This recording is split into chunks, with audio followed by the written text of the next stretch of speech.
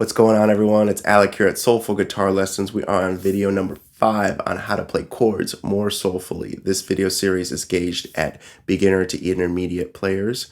So if you haven't already, please subscribe. I'm going to walk you through exactly the right gear you would get to get that nice soul R&B tone. For amps, first up, I would use a Fender amp or maybe a Vox amp. For Fender, I would use a tube amp, not a solid state amp. Tubes, they look like little light bulbs if you're unfamiliar. And there's usually, if you turn the amp around, there's a bunch in the back. And what I would do is I would avoid the smaller amps like the Fender Champ. And I would go more towards like the larger amps, maybe Fender Super Reverb, or if you want to go a little smaller, Fender, Deluxe Reverb or something like that. The reason we like this is because it has high headroom, so it won't break up and get saturated even as you turn up the volume. If you were to use Vox amps, I would maybe go with an AC15 or AC30. This is going to give you a little more jangly sound. It's a little more like Brit rock, so it's not super suited for this type of genre, but again, it's all about the player. So if you're able to dial in the sound, kudos. But I would really try and strive for like a Fender amp. If we're talking about Fender or Vox, and I would avoid Marshall amps especially for the clean stuff, because a lot of soul R&B is clean guitar. Like it might have some reverb, might have some delays, but it's not heavy rock. It's not like Led Zeppelin. It's not your AC/DC stuff. And when you hear that type of sound, rock, AC/DC, that's what you're hearing is a Marshall amp most 99% of the time. And when you're hearing soul and R&B, you're hearing more of a Fender style amp. So all that to say is if you get the right gear, you'll be able to dial in the sound a little bit quicker, and it'll be a little more inspiring to play. And as far as like what type of guitar to use, you can use a Fender Stratocaster, you can use a Fender Telecaster, you can use a Les Paul, you can use a 335, a Gibson 335. All those will be great.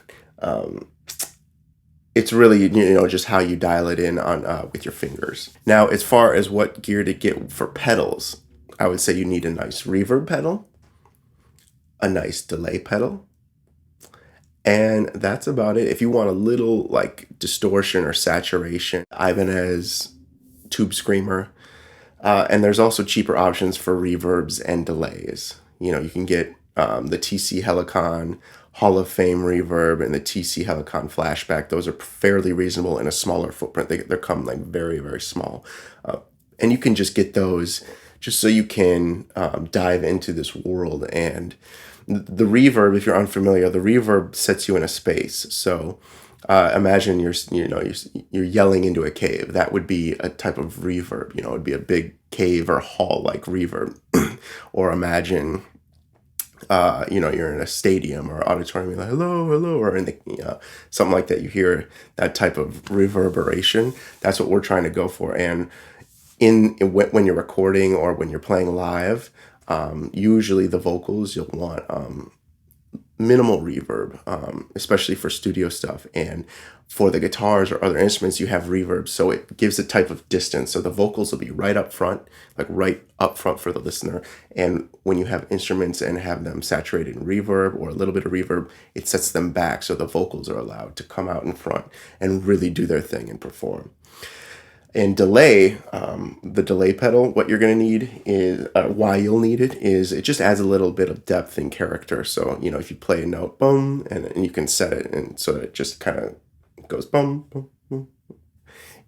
And I really like this effect just to give it a type of depth to your playing. So rather than just playing one note and it being dead, it doesn't have to be a U2 type of thing where the delay pedal is just set and it's really cranking. It can be very mild, almost like in music, sometimes people say it's felt, not necessarily heard.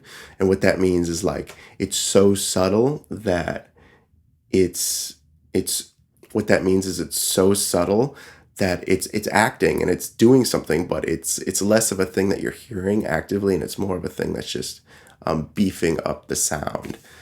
So to wrap up, those are my recommendations for guitars, pedals, and amplifiers in order to best play soul music, R&B music, I hope you guys enjoyed this. If you have, please hit subscribe. Thank you so much, and I'll see you on the next video. Take care.